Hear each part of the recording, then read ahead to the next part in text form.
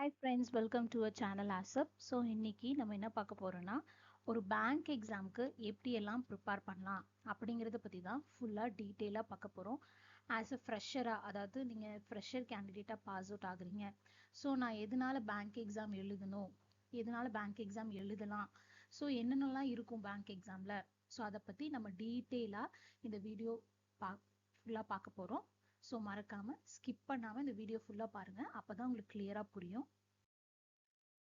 சரி, இப்போ நம்ம ஏன் பேங்க் எக்ஸாம் சூஸ் பண்ணோம் அப்படின்னு பார்த்தீங்கன்னா, ஃபர்ஸ்ட் இது ஒரு கவர்மெண்ட் ஜாப். ஸோ நம்ம கண்டிப்பாக ப்ரைவேட் ஜாப் கம்பேர் பண்ணும்போது கவர்மெண்ட் ஜாப்க்கு ஜாப் செக்யூரிட்டி இருக்கும். ஓகேங்களா? ஸோ நம்ம மெயினாக it is a government job, அதுக்கு அண்ட் ஆல்சோ ஜாப் செக்யூரிட்டிக்காக நம்ம பேங்க் ஜாப் சூஸ் பண்ணுவோம். ஸோ அதுக்கப்புறம் நம்ம ஒரு பேங்க் எக்ஸாம் ப்ரிப்பேர் பண்ணோம்னா மினிமம் என்னோட ப்ரிப்பரேஷன் டைம் 3 months இருக்கலாம். அதாவது ஒரு நல்ல எனக்கு ஃபாஸ்ட்டாக ஆப்டிடியூட் போட தெரியும், ரீசனிங் போட தெரியும்னா அவங்க மினிமம் ஒரு 3 months ஸ்பெண்ட் பண்ணிங்கனாவே நீங்கள் எல்லா கான்செப்டும் கிளியராக கற்றுக்க முடியும். ஓகேங்களா? ஸோ மேக்ஸிமமாக இட் டேக் 6 months. ஸோ ஆனால் மினிமமாக 3 monthsக்குள்ளே உங்கள் போர்ஷன்ஸ் எல்லாமே கவர் ஆயிரும் பேங்க் எக்ஸாம் பொறுத்த வரைக்கும். அதுக்கப்புறம் பேங்க் எக்ஸாமில் ரெக்ரூட்மெண்ட் ப்ராசஸ் உங்களுக்கு ஃபாஸ்ட்டாக நடக்கும். ஸோ ரொம்ப டிலே ஆகுது, வருஷக்கணக்காக இழுக்க மாட்டாங்க ரெக்ரூட்மெண்ட் ப்ராசஸை. ஸோ டக்குன்னு நோட்டிஃபிகேஷன் எக்ஸாம் டக்குன்னு கண்டக்ட் பண்ணுவாங்க, அதுக்கப்புறம் போஸ்டிங்கும் டக்குன்னு போட்டுருவாங்க. ஸோ உங்களோட ரெக்ரூட்மெண்ட் ப்ராசஸ் ஃபாஸ்டராக இருக்கும் when compared with other exams.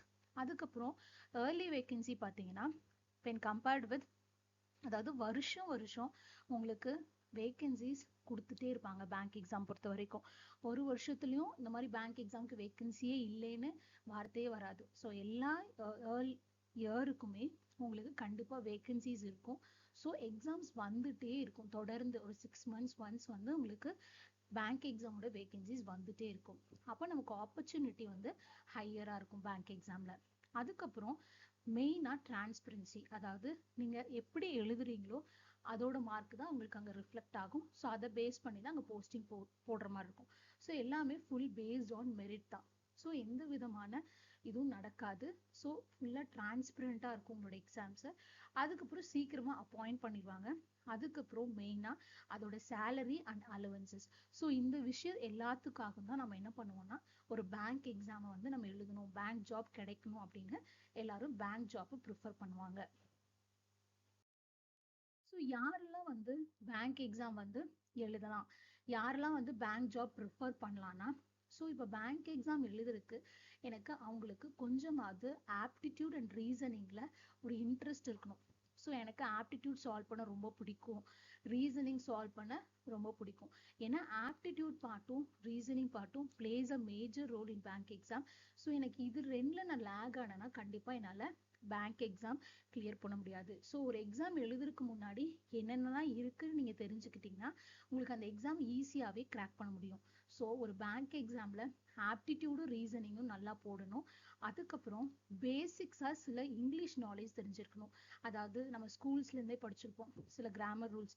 So அந்த நாலேஜ் இருந்தாவே நம்ம பேங்க் எக்ஸாம் கிளியர் பண்ணிடலாம். ஸோ பேங்க் எக்ஸாம் பொறுத்த வரைக்கும் எனக்கு எல்லா செக்ஷன்லையும் என்னோட பெர்ஃபார்மன்ஸ் அதாவது மாடரேட்டாக பெர்ஃபார்ம் பண்ணும். ஒன்றுல நான் ரொம்பவே வீக்கு, மற்ற ரெண்டுத்துலையும் நான் நல்லா போடுவேன் அப்படின்னா எனக்கு பேங்க் எக்ஸாம் கிளியர் பண்ணுறது கொஞ்சம் கஷ்டமாகவே இருக்கும். It takes more time. அதனால் ஆப்டிடியூட் ஆகட்டும், ரீசனிங் ஆகட்டும், இங்கிலீஷ் ஆகட்டும், ஸோ நம்ம ஓவரால் எல்லா செக்ஷனுமே ஓரளவுக்கு நம்ம பெர்ஃபார்மன்ஸ் கொடுத்தோம்னா கண்டிப்பாக சீக்கிரத்தில் நம்ம பேங்க் எக்ஸாம் கிளியர் பண்ண முடியும். ஸோ இப்போ என்னென்னலாம் பேங்க் எக்ஸாம் ப்ரிப்பேர் பண்ணணும்னு பார்த்தீங்கன்னா, ஸோ மெயினாக உங்களுக்கு ஃபஸ்ட்டு ஆப்டிடியூட். ஸோ ஆப்டிடியூட் பொறுத்த வரைக்கும் நீங்கள் என்ன பண்ணணும்னா உங்களுக்கு ஃபாஸ்ட்டு கால்குலேஷன்ஸ் போட தெரிஞ்சிருக்கணும். அதாவது சில கிளாஸஸ் எல்லாம் ஜாயின் பண்ணிங்கன்னா they will teach the Vedic maths. So அந்த வேதிக் மேக்ஸில் நீங்கள் எவ்வளோ சீக்கிரம் ஒரு கால்குலேட் பண்ண முடியும், ஒரு மல்டிப்ளிகேஷன் ஆகட்டும், ஒரு டிவிஷன் ஆகட்டும், எவ்வளோ ஃபாஸ்ட்டாக நம்ம கால்குலேட் பண்ண முடியுங்கிறத வேதிக் மேக்ஸ் கான்செப்டில் நம்ம கற்றுக்கலாம். ஒரு ஸ்கொயர் ரூட் கண்டுபிடிக்கிறது, ஒரு கியூப் ரூட் கண்டுபிடிக்கிறது. ஸோ அந்த மாதிரி ஷார்ட்கட்ஸ் எல்லாமே நம்ம வேதிக் மேக்ஸில் படிப்போம். ஸோ ஆப்டிடியூட் பொறுத்த வரைக்கும் நம்மளோட கால்குலேஷன் ஸ்பீட் அதிகமாக இருக்கணும். அதுக்கப்புறம் நிறைய ஷார்ட்கட்ஸ் தெரிஞ்சிருக்கணும். அதாவது பேசிக் கான்செப்ட்ஸ் இன் அப்ளிகேஷன் சம்ஸும் கற்றுருக்கணும். அது போக எனக்கு ஷார்ட்கட்ஸ் தெரிஞ்சாதான் நான் ப்ரிலிம்ஸ் எல்லாம் ஈஸியாக கிளியர் பண்ண முடியும். ஸோ ஷார்ட்கட்ஸ் கற்றுக்கிறதுக்கு நிறைய வீடியோஸ் இருக்கு. ஸோ அது இப்போ நம்ம பின்னாடி பார்ப்போம். ஸோ எந்த மாதிரி சேனல்ஸ் எல்லாம் வந்து அந்த மாதிரி சொல்லி கொடுக்குறாங்க அப்படிங்கிறதும் பார்ப்போம். ஸோ மெயினாக எனக்கு ஆப்டிடியூட் பொறுத்த வரைக்கும் என்னோட கால்குலேஷன் ஸ்பீட் அதிகமாக இருக்கணும், நான் ஷார்ட்கட்ஸ் கற்றுக்கணும், அதுக்கப்புறம் என் அப்ளிகேஷன் சம்ஸில் பேசிக் கான்செப்ட்ஸ் வந்து கற்றுக்கணும். இது எல்லாமே வந்து இருந்தால் தான் என்னால் ஆப்டிடியூட் செக்ஷனை கிளியர் பண்ண முடியும். அதுக்கப்புறம் ரீசனிங் பார்த்தீங்கன்னா, ஸோ ஹையாக பேங்க் எக்ஸாமில் எதுக்கு ப்ரிஃபரன்ஸ் கொடுப்பாங்கன்னு பார்த்தீங்கன்னா, ஒரு சீட்டிங் அரேஞ்ச்மெண்ட்டுக்கும் பசிலுக்கும் ஹையாக ப்ரிஃபரன்ஸ் கொடுப்பாங்க. அதாவது சீட்டிங் அரேஞ்ச்மெண்ட்டும் பசிலும் எந்த அளவுக்கு நீங்கள் ஃபாஸ்டராக போட்டு சால்வ் பண்ணி ஆன்சர் கண்டுபிடிக்கிறீங்களோ அந்த அளவுக்கு ரீசனிங்கில் செக்ஷனை கிளியர் பண்ணுறது உங்களுக்கு ரொம்பவே ஈஸியாக இருக்கும். அதுக்கப்புறம் மிஸ்செலேனியஸ் கான்செப்ட்ஸ், அதான் நிறைய மிஸ்செலேனியஸ் கான்செப்ட்ஸ் இருக்கு.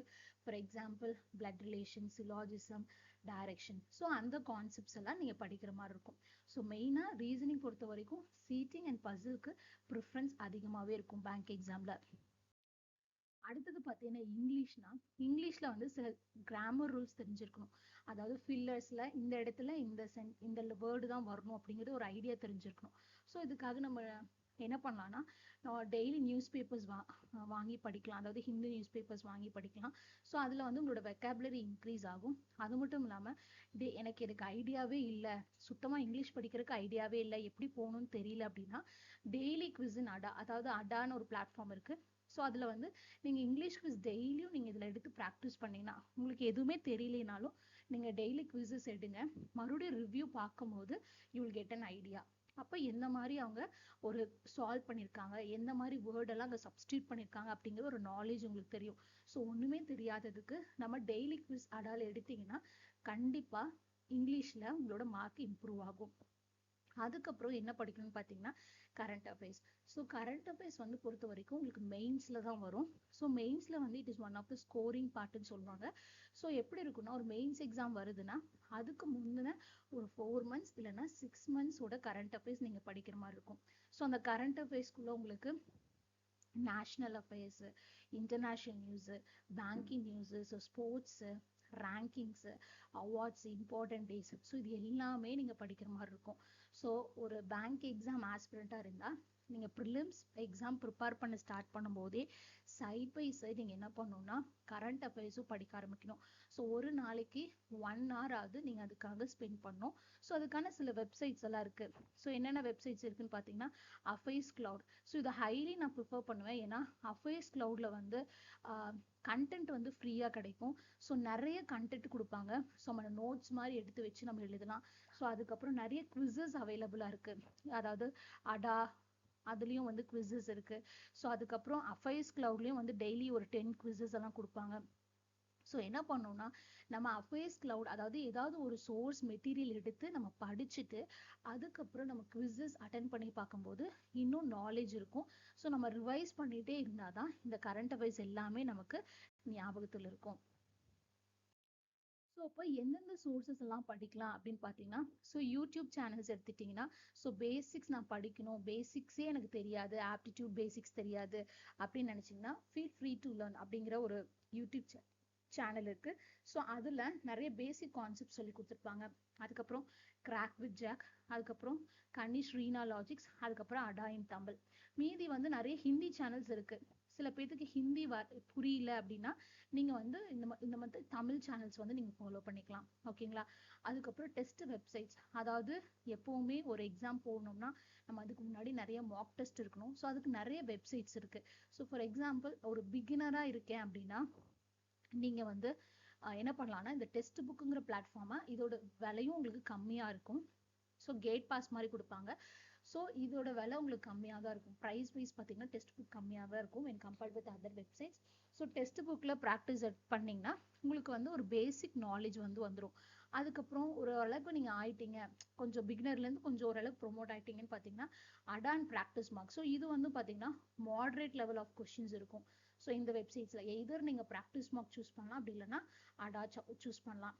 அதுவே இப்போ வந்து நீங்கள் ஒரு high level sums, for example நீங்கள் வந்து ஒரு மெயின்ஸ்க்கு ப்ரிப்பேர் பண்ணோம் அப்படின்னா லெவல் ஆஃப் கொஷின்ஸ் வந்து உங்களுக்கு ஹையராக இருக்கணும். அப்போ வந்து நீங்கள் ஆலிவ் போர்டு இல்லைன்னா ஸ்மார்ட் கிடா இந்த 2 வெப்சைட்டில் ஏதாவது ஒரு வெப்சைட் பர்ச்சேஸ் பண்ணி நீங்கள் டெஸ்ட்ஸ் எடுத்தீங்கன்னா உங்களுக்கு யூஸ்ஃபுல்லாக இருக்கும். அதுக்கப்புறம் எனக்கு டெஸ்ட் எடுக்க பிடிக்கல, எனக்கு வந்து பிடிஎஃப் மாதிரி படிக்க பிடிக்கும் அப்படின்னா கைட்லையோட பண்டல் பிடிஎஃப் அவைலபிளாக இருக்கும். ஸோ இதை நீங்கள் டவுன்லோட் பண்ணி ப்ராக்டிஸ் பண்ணீங்கன்னா இன்னும் உங்களோட ஸ்பீட் இம்ப்ரூவ் ஆகும். ஆனா மெயினா நான் என்ன பண்ணுவேன்னா, மெயினா வந்து ஐ வில் சஜஸ்ட் வந்து, அதாவது டெஸ்ட்ஸ் நிறைய எடுக்கணும். ஸோ எந்த அளவுக்கு நீங்க ப்ராக்டிஸ் பண்றீங்களோ அந்த அளவுக்கு உங்களோட ஸ்பீடு வந்து இம்ப்ரூவ் ஆகும். அதாவது ஒரு மார்க் டெஸ்ட்ல நீங்க டெஸ்ட் எடுக்கும் போது அங்க டைமர் ஃபிக்ஸ் பண்ணிடுவாங்க. ஸோ அந்த டைம்குள்ள நீங்க எவ்வளவு கொஸ்டின்ஸ் அட்டன் பண்றீங்கிற ஒரு ஐடியா வந்து உங்களுக்கு எப்ப தெரியும்னா, இந்த டெஸ்ட்ஸ் எடுக்கும் போது தான் தெரியும். ஸோ மார்க் டெஸ்ட் வந்து ரொம்ப ரொம்ப முக்கியம். ஸோ ஒரு பண்டில் பிடிஎஃப்ல நீங்க படிச்சுட்டு நீங்க உங்க கான்செப்ட் ப்ரிப்பேர் பண்ணக்கப்புறம் இந்த மாதிரி வெப்சைட்ஸ்லாம் போய் நீங்க என்ன பண்ணலாம்னா மார்க் டெஸ்ட் எடுக்கலாம். ஒரு பேங்க் ஆஸ்பிரன்ஸ்க்கு என்னெல்லாம் தேவைன்னா, கண்டிப்பா கன்சிஸ்டன்சி ரொம்ப ரொம்ப முக்கியம். அதாவது ஒரு 6 மந்த்ஸ் நம்ம தொடர்ந்து படிக்கணும்னா எங்கேயுமே லேக் ஆகாம அந்த 6 மந்த்ஸ் வந்து டெடிகேட்டடா படிக்கணும். அதாவது இந்த 1 hour வந்து நான் கரண்ட் அஃபேர்ஸ் படிக்கணும், அந்த 1 hourல நான் கண்டிப்பா அந்த கரண்ட் அஃபேர்ஸ் முடிச்சிருக்கணும். ஸோ என்னோட கன்சிஸ்டன்சி ரொம்ப ரொம்ப முக்கியம். பேக் வாங்கக்கூடாது. அது என்னடா இது இப்படி இருக்கு, படிக்கிறதுக்கு பிடிக்கவே இல்லை அப்படின்னு நம்ம நினைக்கக்கூடாது. ஸோ நம்ம விடாமுயற்சி ஒரு 3 months 6 months வந்து நம்ம தொடர்ந்து படிக்கும் போது அந்த கன்சிஸ்டன்சி ரொம்ப ரொம்ப முக்கியம் பேங்க் ஆஸ்பிரண்ட்க்கு. அதுக்கப்புறம் நம்மளோட ஹார்ட் ஒர்க் ரொம்ப ரொம்ப முக்கியம். ஸோ எந்த அளவுக்கு நம்ம ஹார்ட் ஒர்க் போடுறோமோ அந்த அளவுக்கு சீக்கிரமா எக்ஸாமை கிளியர் பண்ண முடியும். நெக்ஸ்ட் வந்து always have the positive vibe. So எப்பவுமே நம்ம வந்து ஒரு எக்ஸாம் வந்து நான் ஒரு ஆஃபீஸர் ஆகணும், இப்போ ஒரு for example SBI PO officer ஆகணும்னா நீங்க நினைச்சிட்டே இருக்கணும், நான் ஒரு எஸ்பிஐ பிஓ ஆஃபீஸர் ஆவேன். உங்களோட பேர் என்னமோ அதுக்கு பின்னாடி எஸ்பிஐ பிஓ அப்படின்னு போடுங்க. ஸோ நான்லாம் சில டைம் சில்லி திங்ஸ் எல்லாம் பண்ணுவேன். அதாவது ஒரு ஐடி கார்டு மாதிரி எல்லாம் வரைஞ்சு வச்சிருப்பேன். ஸோ அந்த மாதிரி ஒரு பாசிட்டிவ் வைப் இருந்துட்டே இருந்தா கண்டிப்பா உங்களாலையும் வந்து அச்சீவ் பண்ண முடியும். ஸோ நெகட்டிவ் தாட்ஸ் எல்லாம் எடுத்துருங்க. So only have the positive vibe. So உங்களோட பீப்புளும் உங்களோட சரௌண்டட் பை பீப்புளும் வந்து பாசிட்டிவா இருக்கிற மாதிரி பார்த்துக்கோங்க. அதுக்கப்புறம் யாருமே உங்களை மோட்டிவேட் பண்ண வர மாட்டாங்க. ஸோ நீங்களே உங்களை மோட்டிவேட் பண்ணிக்கோங்க, நம்மளால முடியும். ஸோ எவ்வளவுதான் ஃபெயிலியர் பார்த்தாலும் கண்டிப்பா ஒன் டே வில் அச்சீவ்ங்கிற ஒரு மோட்டிவேஷனை எப்பவுமே நீங்க உங்களுக்கு கொடுத்துட்டே இருங்க. அப்போ one day you will succeed. So இதெல்லாம் பண்ணீங்கன்னா கண்டிப்பா நீங்களும் ஒரு பேங்க் எக்ஸாம்ல கிளியர் பண்ணி ஒரு பேங்க் ஆஃபீஸர் ஆக முடியும். தேங்க்யூ. இந்த வீடியோ உங்களுக்கு ரொம்பவே யூஸ்ஃபுல்லா இருக்கும் நம்புறேன். வேற ஒரு வீடியோட சந்திக்கிறேன். Until then bye bye from us. Thanks for வாட்சிங்.